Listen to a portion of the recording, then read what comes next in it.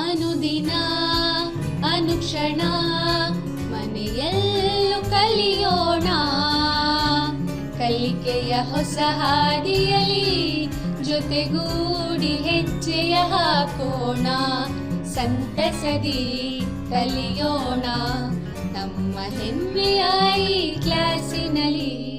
Yes, sir. Yes, teacher. Present, ma'am. नमस्कार विद्यार्थी मित्रांनो, मी भुजंग चव्हाण. माझी शाळा आहे सरकारी आदर्श पूर्ण प्राथमिक मराठी शाळा धामणे यस, तालुका जिल्हा बेळगाव, केंद्र धामणे. माझी शैक्षणिक पात्रता आहे D.Ed. BSc B.Ed. आपण आज पाठाला सुरुवात करण्यापूर्वी काही प्रश्नांच्या उत्तरासंदर्भात या ठिकाणी चर्चा करूया.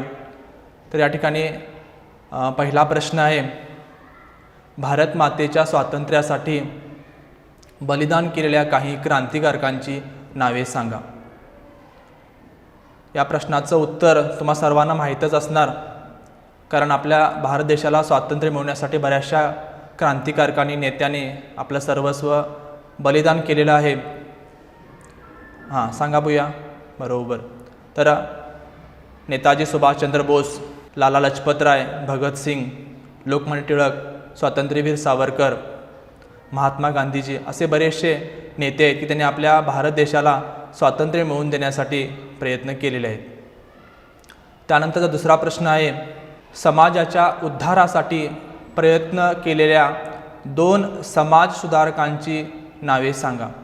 जसं क्रांतिकारकांनी देशाच्या स्वातंत्र्यासाठी प्रयत्न केलेले आहेत, तसे समाजसुधारकांनी सुद्धा भरपूर प्रयत्न केलेत. असे समाजसुधारकांची नावे तुम्ही या ठिकाणी मला सांगायची आहेत. तर महात्मा ज्योतिबा फुले, ज्यांना आपण आधुनिक संत म्हणतो, संत गाडगेबाबा, तसेच राजाराम मोहन राय, अनेक साधू संतांनी सुद्धा समाजाच्या उद्धारासाठी प्रयत्न केलेले आहेत. त्याच्यामध्ये संत तुकाराम महाराज, समर्थ रामदास स्वामी, संत ज्ञानेश्वर महाराज अशा बऱ्याचशा साधू संतांनी, थोर पुरुषांनी समाजाचा उद्धार व्हावा, विकास व्हावा यासाठी प्रयत्न केलेले आहेत. त्यानंतरचा पुढचा प्रश्न एकदम सोपा आहे, तुम्हाला त्या प्रश्नाचं उत्तर माहीतच असणार. भारतातील पहिली स्त्री शिक्षिका कोण? छान, तर सावित्रीबाई फुले. तर आपण या ठिकाणी या प्रश्नांची उत्तरंसुद्धा आपण बघितली. तर आपण या ठिकाणी या आजच्या दिवसामध्ये आपण समाजातील पाठ 4 सामाजिक आणि धार्मिक सुधारणा या पाठाचा पहिला भाग या ठिकाणी आपण अभ्यास करणार आहोत. तर या पाठामध्ये राजाराम मोहन राय आणि त्यांची ब्राह्मो समाजाची संघटना, आत्माराम पांडुरंग व प्रार्थना समाज, महात्मा ज्योतिबा फुले, त्यांच्या पत्नी सावित्रीबाई फुले व सत्यशोधक समाज, स्वामी दयानंद सरस्वती आणि त्यांनी स्थापन केलेला आर्य समाज, या 4 घटकावरती आज आपण या ठिकाणी पाहणार आहोत. तर या पाठाचा परिचय, आपण या पाठामध्ये काय काय पाहणार आहोत ते आपण या ठिकाणी बघूया. तर 19व्या शतकातील समाजसुधारकांचे कार्य समजावून घेऊ. पाश्चिमात्य शिक्षण पद्धतीचा आपल्या भारतीय समाजावरती भरपूर असा परिणाम झालेला आहे, जेणेकरून आपल्या देशावरती जी काही इंग्रजांनी राज्य केलेलं आहे त्यांची शिक्षण पद्धत आपल्या भारतामध्ये त्यांनी सुरू केलेली आहे. त्याच वेळेला आपल्या भारतीयांची जी काही प्रथा होती, अनेक रूढी परंपरा होत्या, तर त्यांच्यामध्ये बदल व्हावा यासाठी अनेक समाजसुधारकांची जे काही कार्य केलेलं आहे तर त्या कार्य आपण या ठिकाणी पाहणार आहोत. दुसरा महत्त्वाचा भाग म्हणजे समाजातील जागृतीसाठी संघ संस्थांचे योगदान. समाजाला जर जागृत करायचं असेल तर एकट्या व्यक्तीचं ते कार्य नाही, तर ते व्यापक स्तरावरती आपण ते प्रयत्न केले पाहिजेत. त्यासाठी एखादी संघटना, संस्था स्थापन करणं खूप गरजेचं आहे आणि त्या संघटनेच्या माध्यमातून आपण या ठिकाणी समाजाची जागृती करू शकतो. तिसरा महत्त्वाचा भाग म्हणजे या सामाजिक आणि धार्मिक चळवळीमुळे भारतीय समाजावर झालेला सकारात्मक परिणाम.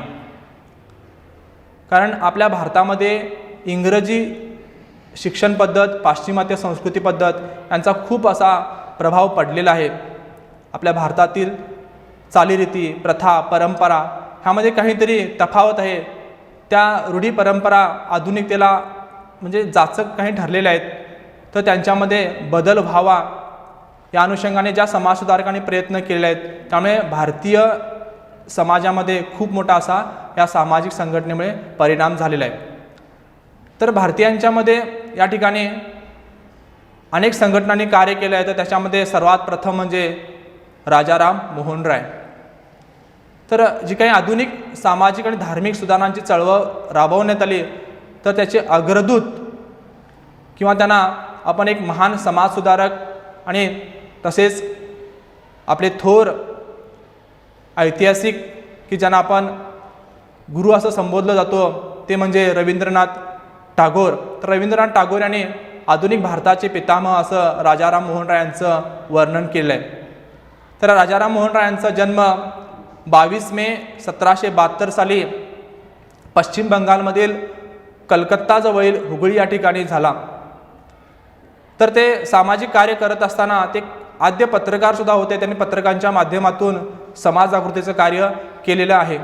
सर्वात प्रथम भारतीय समाज जो काही निस्तेज झाला होता, त्या भारतीय समाजाला जागृत करण्यासाठी, त्यांच्यामध्ये चेतना निर्माण करण्यासाठी सर्वात प्रथम त्यांनी ब्राह्मो समाजाची स्थापना केली. ह्या ब्राह्मो समाजाची स्थापना करण्याआधी त्यांनी सर्वात प्रथम या ठिकाणी आत्मीय समेची स्थापना केली. या ब्राह्मो समाजाचं कार्य या ठिकाणी आपण थोडक्यात पाहणार आहोत. तर पहिलं जे कार्य आहे तर ते सती चालीचे निर्मूलन करण्यासाठी प्रयत्न केला. तर सती चाल म्हणजे काय या ठिकाणी आपण पाहणार आहोत. तर एखाद्या स्त्रीचा पती वारला, तर ती स्त्री त्या पतीबरोबर आपला संपूर्ण देह जिवंतपणे अग्नीमध्ये समर्पित करत होती. तर याला सतीची चाल असं म्हणत होते. तर सतीची चाल ही पूर्वापार आधुनिक काळापासून म्हणजे ती आपल्या भारतामध्ये नव्हती. आपल्या भारतावरती जी काही परकीयांची आक्रमणं झाली, तर त्याच्यामध्ये इंग्रजांचं आक्रमण झालं, पोर्तुगीजांचं आक्रमण झालं, डचांचं आक्रमण झालं, मोंगलांचं आक्रमण झालं. म्हणजे या आक्रमणाच्या कालावधीमध्ये जी काही युद्ध घडली, तर त्या युद्ध घडलेल्या कालावधीमध्ये तेव्हापासून या सती चालीचं म्हणजे सती चाली सुरू झाली. तर यामध्ये ही सती चाल इतकी भयंकर होती की त्यामुळे सुरुवातीला ही जी काही सतीची चाल होती ती सहगमन असं म्हणत होते. म्हणजे पतीबरोबर ती स्त्रीसुद्धा जात होती, तर त्याला सहगमन म्हणत होते. मात्र ह्या काही ते फक्त मनानं होतं, मात्र याचा परिणाम इतका भयंकर झाला की ते एक पद्धतच होऊन बसली. त्यामुळे स्त्रियांच्यावरती खूप असा अन्याय होऊ लागले. मग हा अन्याय दूर करण्यासाठी राजाराम मोहन राय आणि त्यांचे मित्रपरिवार यांनी खूप असे प्रयत्न केले होते. आणि त्यांनी हे सर्व प्रयत्न करत असताना त्यावेळेला भारतामध्ये इंग्रजांचे जे गव्हर्नर जनरल होते विल्यम बेंटिंगशी त्यांनी संपर्क साधला आणि त्यांनी सतीची चालीवरती बंदी आणावी यासाठी त्यांनी 1829 साली हा सतीच्या चालीविरुद्ध कायदा काढला. कारण आपण सध्या त्या एकंदरीत इंग्रजांच्या कालावधीमध्ये ही सतीची चाल खूप मोठ्या प्रमाणात सुरू होती. कारण त्याच्या आधी जर आपण बघितलं तर आपला ऐतिहासिक वारसा जर बघितलं, महाभारत असू देत किंवा रामायण असू देत, तर या कालावधीमध्ये ही सतीची प्रथा नव्हती. मात्र ज्याला परकीयांचं आक्रमण वाढलं तेव्हापासून ही प्रथा सुरू झालेली आहे. कारण रामायणामध्ये आपण प्रभू रामचंद्रांचे वडील राजा दशरथ यांच्या 3 पत्न्या होत्या. राजा दशरथ हे वारतात, मात्र त्यांच्या 3 पत्न्या कधी सती गेल्या नाहीत. तसंच महाभारतामध्ये सुद्धा अभिमन्यू रणांगणामध्ये ते वीरगतीला प्राप्त होतात. त्यावेळेला त्यांची जी पत्नी होती उत्तरा, तर ती पत्नीसुद्धा त्यावेळेला काही सती गेली नाही. म्हणजे ही जी सतीची चाल होती तर मध्यंतरीच्या कालावधीत ती वाढली होती. आणि राजाराम मोहन राय यांच्या अथक प्रयत्नानं त्या सती प्रथेचं या ठिकाणी निर्मूलन झालेलं आहे. त्यानंतर दुसरा भाग म्हणजे जातीयता निर्मूलनासाठी त्यांनी खूप असे प्रयत्न केले. तर जातीयता म्हणजे काय, तर तो एका कमी जातीचा, तो उच्च जातीचा, तर असं ठरवलं जाऊन एकामेकाकडे द्वेष भावनेनं पाहिलं म्हणजे बघितलं जात होतं. मग ही जी काही द्वेषभावना निर्माण होत होती जातीयतामुळे, त्यामुळे संपूर्ण जातीयताच नष्ट करण्यासाठी राजाराम मोहन रायांनी प्रयत्न केलेत. त्याच्यानंतर दुसरा महत्त्वाचा भाग म्हणजे बहुपत्नीत्व आणि बालविवाहाला त्यांनी विरोध केला. बहुपत्नीत्व म्हणजे काय, एक व्यक्ती अनेक स्त्रियांशी लग्न करत होती, विवाह करत होती, त्यामुळे स्त्रियांच्यावरती अन्याय होत होता. आणि ह्या बहुपत्नीत्वामुळे जो का स्त्रियांच्यावरती अन्याय होत दूर करण्यासाठी त्याने विरोध केला. दुसरं महत्त्वाचं म्हणजे बालविवाह. अगदी एकदम लहान वयामध्ये त्या कालावधीमध्ये विवाह व्हायचे, 8 वर्ष, 10 वर्ष, 12 वर्ष, की ज्यावेळेला त्या लहान मुलाला म्हणजे आपण काय आहोत ह्याची जाणीव होत नव्हती, तर त्याच कालावधीमध्ये लग्न होत होती. तर या बालविवाहाला सुद्धा त्यांनी विरोध केला होता. दुसरं महत्त्वाचं म्हणजे सामाजिक अन्यायाविरुद्ध लढा दिला. तर जे काही समाजामध्ये एकदम गरीब होते, तर या गरीब लोकांच्यावरती, दलित लोकांच्यावरती अन्याय करत होते, तर अशा अन्यायाविरुद्ध ब्राह्मो समाजानं कार्य केलेलं आहे. दुसरं महत्त्वाचा भाग म्हणजे त्याने आत्मीय सभेची स्थापना केली आणि वेदांत कॉलेजची स्थापना केली. वेदांत कॉलेजची स्थापना का केली, तर भारतीयांना शिक्षणाचं जे महत्त्व आहे तर ते महत्त्व समजावं, जेणेकरून भारतीयांच्यामध्ये जे काही चुकीच्या प्रथा होत्या त्या चुकीच्या प्रथा दूर करण्यासाठी याने आधुनिक शिक्षण पद्धत आणि इंग्रजांची शिक्षण पद्धत सुरू करून वेदांत कॉलेजची स्थापना केलेली आहे. त्यानंतर दुसरं कार्य म्हणजे वैचारिकतेच्या आधारे हिंदू धर्माला परिशुद्ध करण्याचा प्रयत्न केला.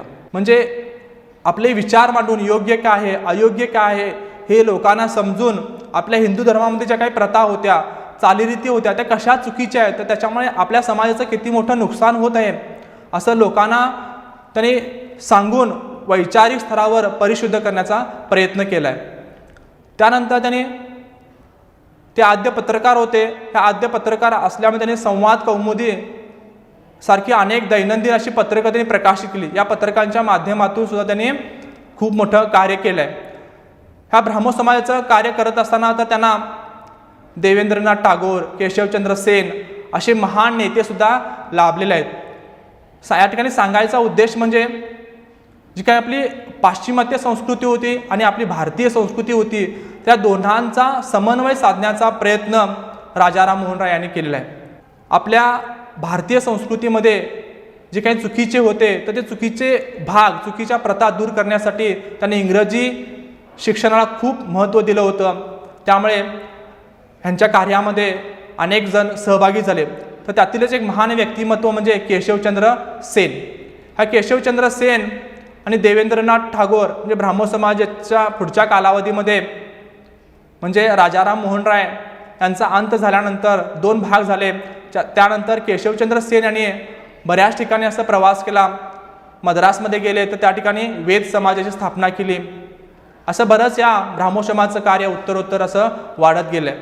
आणि ह्या ब्राह्मो समाजाचं कार्य पाहून त्या कालावधीत जे मोंगल बादशाह होते तर त्या बादशाने यांचं राममोहन राय जे नाव होतं त्यांना राजाही पदवी अशी बहाल केली.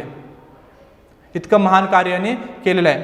तर ह्यांच्या कार्याचा आढावा घेऊन इंडियन एक व्यक्ती होती हेनरी म्हणून, तर या हेनरी व्यक्तीनं बंगालमध्ये बंगाल चळवळ नावाची एक चळवळ सुरू केली. ह्या चळवळीच्या माध्यमातून बंगालमध्ये जे काही युवक होते त्या युवकांना त्यांनी संघटित केलं आणि आपली मतं म्हणजे ब्राह्मो समाजाची काही तत्त्व आहे तर तत्त्व त्या ठिकाणी प्रसारित करण्याचा प्रयत्न केला. मात्र त्या ठिकाणी थोड्याच कालावधीमध्ये त्यांचं कार्य या ठिकाणी थांबलं. नंतर केशवचंद्र सेन यांनी महाराष्ट्रामध्ये सुद्धा जाऊन प्रयत्न केलेले आहेत. तर तिथं गेल्यानंतर तर त्यांना आत्माराम पांडुरंग यांच्याशी संपर्क आला आणि आत्माराम पांडुरंग यांनी प्रार्थना समाजाच्या माध्यमातून कार्य केलं. म्हणजे सुरुवातीला राजाराम मोहन राय यांनी आपल्या ब्राह्मो समाजाच्या माध्यमातून काम केलं. त्याच्यानंतर दुसरी संघटना या ठिकाणी आत्माराम पांडुरंग. तर या ठिकाणी तुम्हाला फोटोसुद्धा या ठिकाणी दिसतोय आत्माराम पांडुरंग यांचा. तर त्यांचा जन्म 23 डिसेंबर 1823 साली मुंबईजवळ झाला. त्यांचं कार्यसुद्धा खूप मोठं आहे. त्यांनी अनेक अनाथाश्रम स्थापिले आहेत, अनेक शिक्षण संस्थांची स्थापना केली आहे स्वतःसुद्धा. ह्या प्रार्थना समाजाचं कार्यसुद्धा उत्तरोत्तर असं खूप वाढत गेलेलं आहे. तर त्या कालावधीमध्ये इंग्रजांचं शासन होतं आणि इंग्रजांनी जी काही आपली इंग्रजी शिक्षण पद्धत आपल्या भारतामध्ये आणली तर त्याच्यामध्ये काही चुकीचं होतं असं त्यांचं म्हणणं होतं आणि त्याला विरोध करण्यासाठी त्यांनी प्रार्थना समाजाच्या माध्यमातून कार्य केलं. तर यांनी सुद्धा शिक्षणाबरोबरच विधवा पुनर्विवाह व आंतरजातीय विवाहाला प्रोत्साहन दिले. तर विधवा पुनर्विवाह खूप गरजेचं होतं, कारण मगाशी तुम्हाला सांगितलं मी बालविवाह होत होते. बालविवाह झाल्यामुळे लहान वयामध्ये विवाह झाल्यामुळे तर लहान वयामध्येच एखाद्या मुलीचा जर पती वारला तर ती लहान वयामध्ये विधवा होत होती. मग या विधवांचा पुनर्विवाह व्हावा, कारण त्या कालावधीमध्ये एखादी स्त्री विधवा झाली तर तिला खूप त्रास सहन करावे लागत होते. तिच्या डोक्याचे केस म्हणजे केशवपन डोक्यांची केस त्या ठिकाणी काढली जात होती. मग इतके म्हणजे भयंकर हालाकीचे तिला एखाद्या खोलीमध्ये ठेवून म्हणजे एक वेगळं वागणं तिला दिलं जात होतं. त्यासाठी अशा विधवांचा पुनर्विवाह व्हावा यासाठी या प्रार्थना समाजानं खूप मोठं कार्य केलं आहे. त्यानंतर आंतरजातीय विवाहाला सुद्धा त्यांनी प्रोत्साहन दिलं. आंतरजातीय म्हणजे एका जातीची व्यक्ती दुसऱ्या जातीतील स्त्रीबरोबर लग्न करू शकते असं त्यांनी मांडलं, कारण ते योग्य सुद्धा या ठिकाणी होतं. कारण आपण भले वेगवेगळ्या जाती धर्माचे जरी असलो तर आपण मानव म्हणून एकच आहोत, आणि त्यामुळे आपण जातीयतेमुळे आपल्यामध्ये वितुष्टता निर्माण होऊ शकते, द्वेष निर्माण होऊ शकतो. त्यासाठी सर्व जाती जर एकत्र आल्या तर आपला समाज एकत्र राहू शकतो आणि समाजाचा विकास होऊ शकतो. यासाठी त्यांनी आंतरजातीय विवाहाला सुद्धा प्रोत्साहन दिलेलं आहे. दुसरं महत्त्वाचं म्हणजे महिलांचे स्थानमान उंचावण्यासाठी प्रयत्न केले, कारण त्या कालावधीमध्ये महिलांना खूप कमी लेखलं जात होतं. महिला या म्हणजे पुरुषांच्यापेक्षा कमी आहेत असं मानलं जात होतं. फक्त चूल आणि मूल इतकंच महिलांचं कार्य होतं असं संबोधलं जात होतं. मात्र महिलांचं कार्य हे पुरुषांच्या बरोबर आहे हे त्यांनी समाजाला दाखवून दिलं आणि महिलांचं स्थानमान उंचावण्यासाठी प्रयत्न केले आहेत. कारण आपल्याला माहितीच आहे झाशीची राणी, कित्तूराणी चन्नम्मा अशा बऱ्याचशा स्त्रियांनी सुद्धा खूप मोठं कार्य केलं आहे, इंग्रजांच्या विरुद्ध सुद्धा लढलेलं आहे. त्यामुळे स्त्री पुरुष समान आहेत हे त्यांनी समाजाला ठणकावून सांगितलं. त्यानंतर शोषित वर्गांच्या अभिवृद्धीकडे, जो का शोषित समाज होता म्हणजे गरीब की ज्यांचं शोषण केलं जात होतं, तर अशा वर्गांचा विकास व्हावा यासाठी त्यांनी विशेष असं लक्ष दिलेलं आहे. त्यानंतर पुढचा भाग म्हणजे विधवांच्या उद्धारासाठी शिक्षण संस्था सुरू केल्या. जे काही विधवा आहेत तर त्या विधवांना काहीतरी काम द्यावं यासाठी त्यांनी अनेक शिक्षण संस्थांची स्थापना केलेली आहे. या प्रार्थना समाजाच्या माध्यमातून बाळ वागले, एन चंदावरकर, महादेव गोविंद रानडे असे काही समाजसुधारक या संस्थेचे प्रमुख होते. यामधील तर महादेव गोविंद रानडे हे तरी मुंबई उच्च न्यायालयाचे न्यायमूर्ती सुद्धा होते. म्हणजे इतक्या मोठ्या पदावरती असून सुद्धा समाजाबद्दल त्यांचा जो कळवळा होता तो पाहण्यासारखा होता. त्याने पुण्यामध्ये फर्ग्युसन नावाचं कॉलेज काढलेलं आहे डेक्कन एज्युकेशन सोसायटीच्या माध्यमातून, की जेणेकरून आपल्या भारतीयातील सर्व लोकांना शिक्षण मिळावं ह्यासाठी महादेव गोविंद रानडे यांनी अनेक शिक्षण संस्था स्थापन केल्या आहेत. असं हे प्रार्थना समाजाचं कार्य आपण या ठिकाणी पाहिलेलं आहे. त्यानंतर दुसरं महत्त्वाचं म्हणजे महात्मा ज्योतिबा फुले यांचं कार्य तरी तुम्हा सर्वांना माहितीच आहे. तर त्यांनी सत्यशोधक समाजाची स्थापना केली. त्या ठिकाणी महात्मा ज्योतिबा फुले यांचं चित्र तुम्ही बघू शकता. त्यांचा जन्म 11 एप्रिल 1827 साली पुण्याजवळ कटगुण या गावी झालेला आहे. तर त्यांनी समाजाचं कार्य करत असताना अनेक साहित्यांची ग्रंथांची निर्मिती केली आहे. त्यातलं सर्वात महत्त्वाचं म्हणजे गुलामगिरी हे पुस्तक त्यांनी लिहिलं आहे. तर महात्मा ज्योतिबा फुले यांनी जो काही शोषित समाज होता तर या शोषित समाज तसेच दलित समाज, महिला वर्ग यांच्यासाठी खूप मोठं कार्य केलेलं आहे. महात्मा ज्योतिबा फुले यांनी सत्यशोधक समाजाच्या माध्यमातून खूप असं कार्य केलं आहे. तर त्यातला म्हणजे पहिला महत्त्वाचा मुद्दा म्हणजे बाल विधवांच्या पुनर्वसनासाठी वसती केंद्र सुरू केली.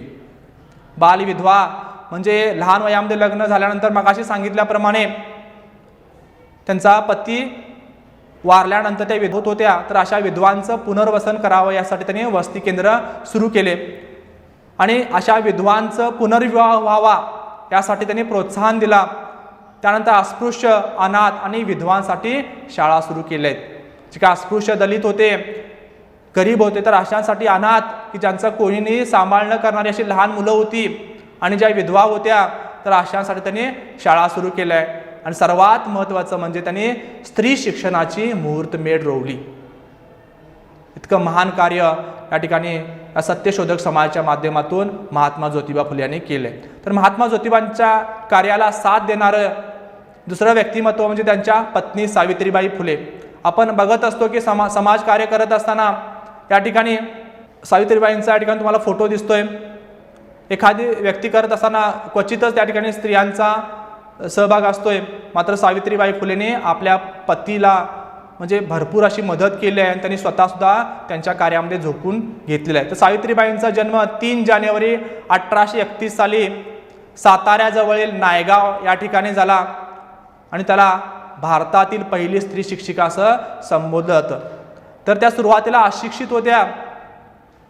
त्यांचा सुद्धा बालविवाह वयामध्ये लग्न झालं होतं, तरीसुद्धा त्यांनी लग्न झाल्यानंतर शिक्षण घेतलं आणि शिक्षण घेतल्यानंतर त्याने इतरांना पण शिकवण्यासाठी प्रयत्न केलेले आहेत. त्याने समाजकार्य करत असताना शिक्षण दान देत असताना त्याने अनेक साहित्यांची अनेक ग्रंथाची रचना केलेली आहे. तर सावित्रीबाई फुलेने आपल्या पतीबरोबर काय काय कार्य केलेलं आहे, तर सर्वात प्रथम त्याने मुलींसाठी शाळा सुरू केल्या. म्हणजे पुण्यामध्ये 1848 साली भिडे यांच्या वाड्यामध्ये प्रथम मुलींची शाळा त्याने स्थापन केली. पतींच्या निधनानंतर सत्यशोधक समाजाचे कार्य पुढे चालू ठेवले. पती गेला त्यामुळे त्या खचल्या नाहीत. सत्यशोधक समाजाचं कार्य त्यांनी स्वतः भाग घेऊन ते कार्य त्याने पुढे चालू केलं. तिसरं महत्त्वाचं कार्य म्हणजे प्लेगच्या साथीत असंख्य रोग्यांची सेवा केली. प्लेग हा महाभयंकर अशी महामारी त्या कालावधीमध्ये होती. आता जसं कोरोनाची महामारी आहे, अगदी त्याच पद्धतीची प्लेगची महामारी होती. तर हा प्लेग उंदरावरील पिसवापासून होत होता. हा जर रोग एखाद्या व्यक्तीला झाला तर तो असंख्य व्यक्तींना होत होता. त्यामुळे गावेच्या गावे उजाड व्हायची, लोक शेतामध्ये जाऊन राहत होती.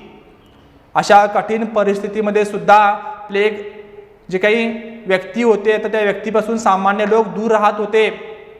तर अशा रोग्यांची त्यांनी स्वतः सेवा केलेली आहे. आणि दुर्दैव की ही प्लेगच्या रोग्यांची सेवा करत असताना त्यांना स्वतः प्लेग झाला आणि त्यातच त्यांचा अंत झालेला आहे. सावित्रीबाई फुलेने आणखीन एक महत्त्वाचं कार्य केलं आहे. त्याने आंतरजातीय विवाहाला स्वतःच्या घरापासूनच सुरुवात केली होती. त्यांचा जो काही मुलगा होता त्यांनी दत्तक मुलगा घेतला होता. तर या दत्तक मुलाचं लग्न त्याने इतर दुसऱ्या जातीतील मुलीशी लावून दिलं होतं. असं इतकं महान कार्य या ठिकाणी सावित्रीबाई फुलेने केलेलं आहे. त्यानंतर पुढचं जो समाजकार्य आहे स्वामी दयानंद सरस्वती आणि आर्य समाजाच्या माध्यमातून समाजाला जागृत करण्याचं कार्य केलेलं आहे. तर या ठिकाणी तुम्हाला दयानंद सरस्वती यांचा फोटो दिसतोय. तर यांचा जन्म 12 फेब्रुवारी 1824 साली सौराष्ट्रातील मोरबी म्हणजे गुजरातमधील मोरबी या ठिकाणी त्यांचा जन्म झालेला आहे. त्यांचं मूळ नाव, त्यांना जरी स्वामी दयानंद सरस्वती असं जरी म्हटलं जात असलं तर त्यांचं मूळ नाव मूलशंकर अंबाशंकर तिवारी. आणि समाजकार्य करत असताना सत्यार्थ प्रकाश नावाचा एक महत्त्वाचा ग्रंथ लिहिलेला आहे. तर ह्याने एक घोषणा केली. कोणती घोषणा केली तर वेदाकडे परत चला. कारण वेदकालीन आदर्श समाज निर्माण करण्यासाठी वेदाकडे परत चला असं आव्हान केलं. कारण आपल्या भारतामध्ये पूर्वी वेदकालीन समाज होता आणि तो आदर्श होता. आता आपल्या भारतीयांच्यावरती इंग्रजांचं राज्य सुरू आहे. आपण पाश्चिमात्य शिक्षणाच्या पाठीमागे न लागता आपल्या भारतामध्ये पूर्वी जो काही शिक्षण दिलं जात होतं तर ते शिक्षण आपण आता घेतलं पाहिजे. यासाठी त्याने आपल्या भारतीय संस्कृतीचा पुनरुच्चार केला. त्यानंतर बघा जे काही वेद होते ते वेद संस्कृतमध्ये होते आणि हे वेद काही ठराविक लोकच वाचत होती. त्यासाठी त्याने स्त्रियांसहित सर्वांना वेदांचा अभ्यास करण्याचा अधिकार सांगितला. फक्त ठराविक लोकांना न करता हे जे वेद आहेत ते सर्वांच्यासाठी आहेत असं त्याने सांगितलं. भारतीय संस्कृती आणि शिक्षणाच्या विकासासाठी प्रयत्न केले. राजाराम मोहन राय यांनी काय केलं तर पाश्चिमात्य संस्कृतीचा अंगीकार केला. तर त्याच्या माध्यमातून त्यांनी आपल्या भारतीय समाजाला सुधारण्याचा प्रयत्न केला. मात्र या ठिकाणी दयानंद सरस्वतींनी आपल्या भारतीय समाजाला जे भारतीय तत्व आहेत तर त्या तत्वांच्या आधारेच आपण समाज सुधारू शकतो यासाठी त्यांनी भारतीय संस्कृती आणि भारतीय शिक्षणासाठी प्रयत्न केला आहे. ह्या आर्य समाजानं म्हणजे स्वामी दयानंद सरस्वती यांनी फक्त समाज सुधारण्याचं काम केलं नाही तर राष्ट्रीय स्वातंत्र्य चळवळीला स्फूर्ती दिली. जे काही अनेक लोक क्रांतिकारक नेते आपल्या राष्ट्रासाठी बलिदान देत होते, राष्ट्रकार्य करत होते, भारताला स्वातंत्र्य मिळवून देण्यासाठी प्रयत्न करत होते, तर अशा लोकांना त्यांनी प्रेरणा दिली आहे, स्फूर्ती दिली आहे. दुसरं, स्वराज्य आणि स्वदेशी विचारांचं प्रतिपादन करण्याचं आंदोलन केलं. स्वराज्य आणि स्वदेशी, कारण इंग्रजांचं शासन किती जरी चांगलं असेल तरी ते स्वराज्यापेक्षा चांगलं नाही. भले आपल्याला आपण गरिबीमध्ये राहू, मात्र स्वराज्याबद्दल आपण राहिलं पाहिजेत. आणि आपलं जे काही स्वदेशी आहे त्या स्वदेशीचा आपण अंगीकार केला पाहिजे, यासाठी त्यांनी अनेक आंदोलनं उभा केली. जे काही राजाराम मोहन राय, महात्मा फुले यांनी प्रयत्न केले, अगदी त्याच पद्धतीने अस्पृश्यता, बालविवाह आणि जाती व्यवस्थेला विरोध केला आहे. त्यानंतर यांनी सुद्धा आंतरजातीय आणि विधवा पुनर्विवाहाला प्रोत्साहन दिलेलं आहे. आणि सर्वात महत्त्वाचं म्हणजे एक देव आराधनेचे व गोपूजेचे प्रतिपादन केले. देव अनेक आहेत, मात्र देव अनेक जरी असेल तरी त्यांचं रूप जरी वेगळं असेल तरी देव काय एकच आहेत. आपण तरी त्या ठिकाणी कोणत्या तरी एका देवाचीच पूजा केली पाहिजेत, ह्याचं त्यांनी प्रतिपादन केलं. आणि दुसरं महत्त्वाचं म्हणजे गोपूजेचं प्रतिपादन केलं आहे. गायीपासून आपल्याला खूप फायदे आहेत, ती आपल्या लोकांचा सांभाळ करते, आपल्या कुटुंबाचा सांभाळ करत असते. त्यामुळे त्याने गोपूजेचं सुद्धा प्रतिपादन केलेलं आहे. त्याने गोला माता सारखं मानलेलं आहे. त्यानंतर ह्या आर्य समाजाचा प्रभाव म्हणजे आर्य समाजाचं कार्य पुढे सुद्धा बऱ्याच लोकांनी सुरू केलेलं आहे. स्वामी दयानंद सरस्वती यांच्या निधनानंतर या ठिकाणी तुम्हाला चित्र दिसतंय स्वामी श्रद्धानंद, महान स्वतंत्रता संग्राम सेनानी. तर ह्याने काय केलं, हे दयानंदांचे शिष्य होते स्वामी श्रद्धानंद, यांनी शुद्धी चळवळ सुरू केली. म्हणजे त्या कालावधीमध्ये आपल्या भारतीयांच्यावरती जी काही इंग्रजांची आक्रमणं झाली, मोंगलांची आक्रमणं झाली, तर त्या कालावधीमध्ये काही लोकांनी म्हणजे आपल्या आर्थिक स्थितीमुळे म्हणा किंवा काही अडचणीमुळे म्हणा किंवा जाती व्यवस्थेमुळे म्हणा इतर धर्मामध्ये धर्मांतरण केलं होतं. इतर धर्मांचा त्यांनी स्वीकार केला होता. काही जणांनी ख्रिश्चन धर्म स्वीकारला होता, काही जणांनी इस्लाम धर्म स्वीकारला होता. तर अशा लोकांना त्यांनी परत हिंदू धर्मामध्ये घेण्यासाठी शुद्धी चळवळ सुरू केली. इतकं महान कार्य स्वामी श्रद्धानंदांनी केलेलं आहे. त्यानंतर दुसरं व्यक्तिमत्व म्हणजे लाला हंसराज. हे सुद्धा स्वामी दयानंदांच्या बरोबरच कार्य करत होते. तर यांनी अँग्लो वैदिक शाळा सुरू केली. म्हणजे लाहोर या ठिकाणी त्यांनी अँग्लो वैदिक शाळा सुरू केली. म्हणजे त्या ठिकाणी इंग्रजी शिक्षण पण दिलं जात होतं आणि वैदिक शिक्षण पण त्या ठिकाणी दिलं जात होतं. तर या आर्य समाजाच्या प्रभावाने लोकमान्य टिळक म्हणा किंवा लाला लजपत राय सारखे राष्ट्रीय नेते प्रभावित झाले. त्यांनी सुद्धा अनेक माध्यमातून या आर्य समाजाचा प्रसार केला होता.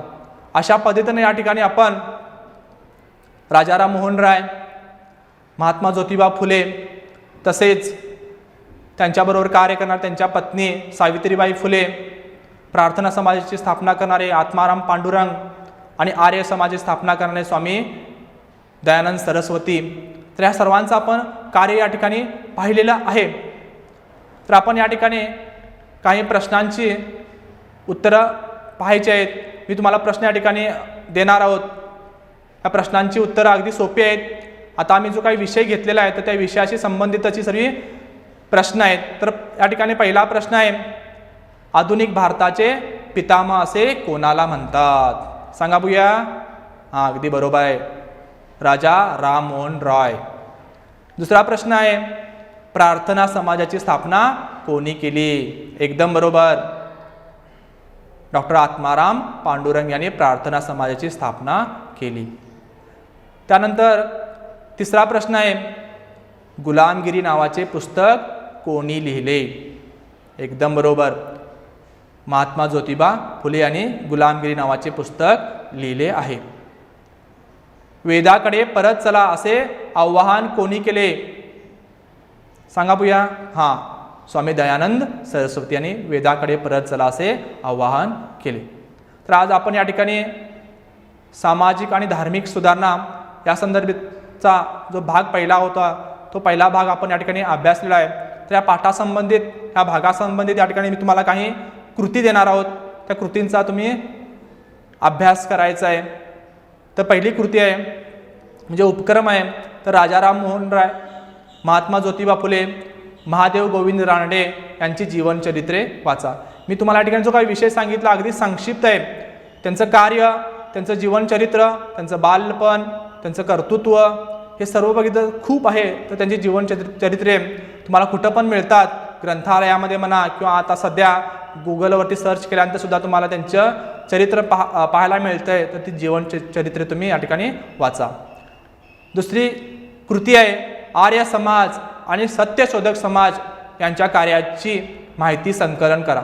मी तुम्हाला माहिती बरीचशी सांगितलेली आहे, तर ती तुम्हाला माहिती पाठ्यपुस्तकामध्ये सुद्धा मिळते, तसे इतर ठिकाणी पण तुम्हाला ती माहिती मिळू शकते. तर त्या कार्यांची माहिती या ठिकाणी संकलन करायची आहे.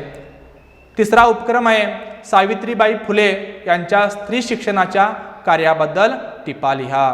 कारण सावित्रीबाई फुलेनं स्त्रियांच्या शिक्षणासाठी खूप असे प्रयत्न केलेले आहेत. मी तुम्हाला थोडक्यात या ठिकाणी प्रयत्न त्यांचे सांगितलेले आहेत. तर त्यांच्या इतर जे काही कार्य आहे तर त्या कार्याबद्दल अशी संक्षिप्त अशी टिपा लिहून तुम्ही आणायची आहे. तर मित्रांनो, आज आपण या ठिकाणी बरंचसं बघितलेलं आहे सामाजिक आणि धार्मिक सुधारणा चळवळ या संदर्भात. तुम्हाला आणखी काय एखादा प्रश्न असेल तर विचारू शकता, नंतर आपण या ठिकाणी थांबूया. धन्यवाद. अनुदिन